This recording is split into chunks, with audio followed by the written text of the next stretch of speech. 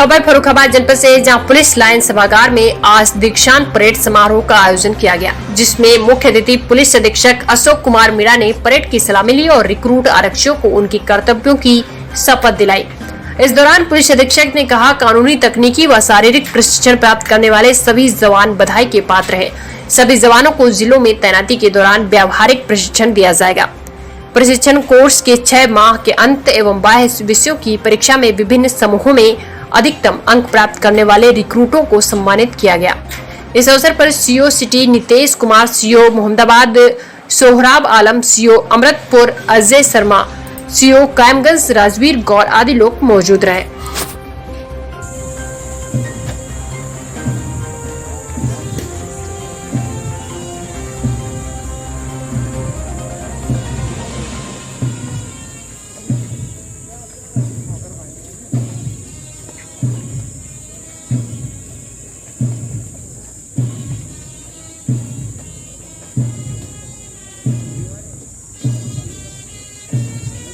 आज के आरटीसी के इस दीक्षांत परेड में पुलिस लाइन ग्राउंड में उपस्थित हमारे पुलिस परिवार के लोग, सभी अधिकारीगण, सभी मीडिया बंधु और इस कार्यक्रम को सफल बनाने में लगे हुए जितने भी कर्मचारीगण हैं, सबसे पहले मैं उनका स्वागत अभिनंदन करता हूं। और आरटीसी के जो जवान जो कि आज यहां फतेहगढ़ पुलिस लाइन से अंतिम पद रखते हुए अपना प्रशिक्षण पूरा करते हुए, जिन्होंने आज बहुत ही शानदार और बहुत ही अनुशासित प्रदर्शन परेड के दौरान दिखाया है, उसके लिए वो बहुत ही बधाई के पात्र हैं। उन सभी को मेरी तरफ से बहुत बहुत शुभकामनाएं। जैसा कि पिछले 6 महीने में आप सभी 186 जो प्रशिक्षु आरटीसी के जवान थे, आज आप सभी लोग अगले कुछ महीनों के लिए एज ए प्रोबेशनर आरक्षी आपको थाने पे नियुक्ति दी जाएगी। पिछले 6 महीने में आपने पुलिस से संबंधित जितने भी थ्योरेटिकल सब्जेक्ट हैं, उन सभी में ज्ञान अर्जित किया, जो कि पूरी तरीके से थ्योरेटिकल था। बीच बीच में आप लोगों को व्यवहारिक प्रशिक्षण के लिए आपकी ड्यूटीज ली गई, जिससे आपको काफी कुछ सीखने को मिला। पिछले 6 महीने में प्रशिक्षण के दौरान आप लोगों को एक सफल, कुशल आरक्षी बनाने में जितने भी आरटीसी के टीचर्स हों, चाहे पीटीआई हों, चाहे आरआई हों, चाहे हमारे अन्य सीओ साहिबान हों, जिन्होंने आपकी क्लासेस ली, आपको तराशा, आपको पढ़ाया, वो सभी बधाई के पात्र हैं। एक चीज मैं यहां पे बताना चाहूंगा कि अभी तक आप सभी लोग एक प्रोटेक्टिव एनवायरनमेंट के अंदर अपनी ट्रेनिंग ले रहे थे। आपकी हर चीज का ध्यान लाइन के अंदर रखा जा रहा था, लेकिन कल से आप सभी लोग फील्ड में रहेंगे, आपकी जिम्मेदारियां बढ़ेगी, आपके उत्तरदायित्व बढ़ेंगे। तो सबसे ज्यादा जरूरी है कि आप सभी लोगों को 3 चीज, जिसे बोलते हैं अनुशासन, सत्यनिष्ठा, इंटीग्रिटी और व्यवहार, आपका बिहेवियर,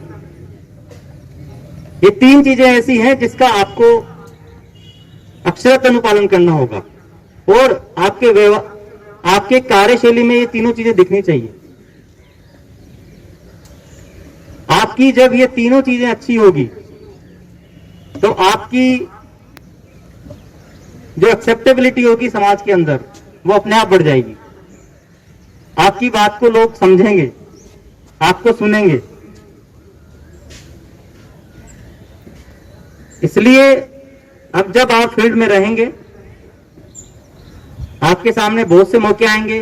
कभी कोई क्राइम होगा, कभी कोई लॉ एंड ऑर्डर होगा, कभी कोई फेस्टिवल होगा।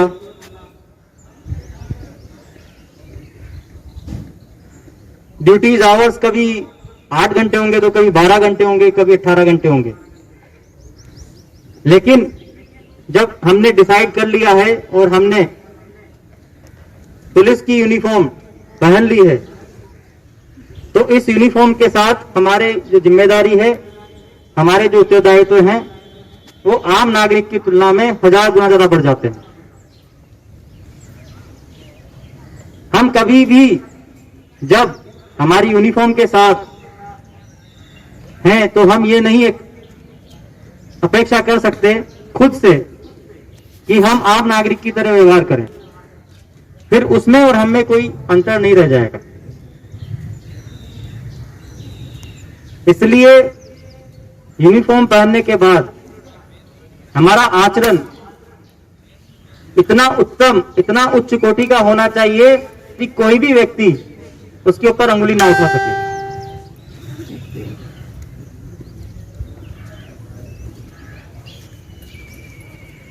इसके अतिरिक्त पुलिस की जॉब आपको पता है 24/7 है, क्योंकि इमरजेंसी सेवा है। उसमें आपका स्ट्रेस भी रहेगा।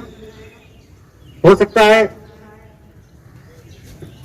कभी कभी ओवरबर्डन्ड हो, आप ज्यादा काम हो, लेकिन ये सब रहते हुए हमें खुद को हमेशा, जो हमारे साथी आपके पिछले 6 महीने के अंदर इस आरटीसी के प्रशिक्षण के दौरान आपके बने हैं, हमेशा उनसे बात करनी है, हमेशा उनका ध्यान रखना है, एक दूसरे का ध्यान रखना है, अपने घर वालों का ध्यान रखना है। ये नहीं कि आप अब पुलिस फोर्स में आ गए हैं, आपको जॉब मिल गई है और उसके बाद आप अपने घर वालों को भूल जाएं। आज आप इस जगह खड़े हैं तो ये मान के चलिए आप सबसे पहले उन्होंने जो त्याग किए हैं उसी की वजह से आज आप यहां खड़े हुए हैं। उनके रेस्पेक्ट में कभी कमी ना है। जो भी आचरण, जो भी नैतिक मूल्य हम हमारे घर से, हमारे स्कूल से सीखते हैं, वो सभी आपके आचरण में दिखने चाहिए।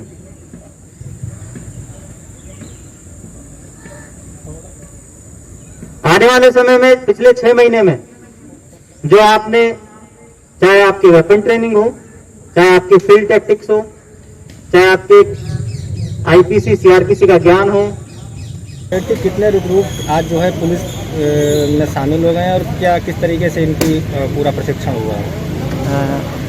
आज कुल 186 जो आरक्षी रिक्रूट थे उनकी दीक्षांत परेड समारोह था, जो कि सकुशल संपन्न हुआ है, जिसमें 186 आरक्षी पास आउट हुए हैं और उन सभी की जो हमारे थानों पर तैनाती कर दी गई है। अगले 6 महीने इनका प्रोबेशन पीरियड रहेगा, जिसके दौरान ये पुलिस की जितनी भी कार्रवाई है की जाती है, प्रोसेस होते हैं, उनको सीखेंगे। पिछले 6 महीने के प्रशिक्षण में इनको इंडोर आउटडोर दोनों विषयों की जानकारी दी गई है, जिसमें आरटीसी प्रभारी से लेकर और इनके टीचर्स से लेकर सभी ऑफिसर्स ने भी इनकी क्लासेस ली हैं।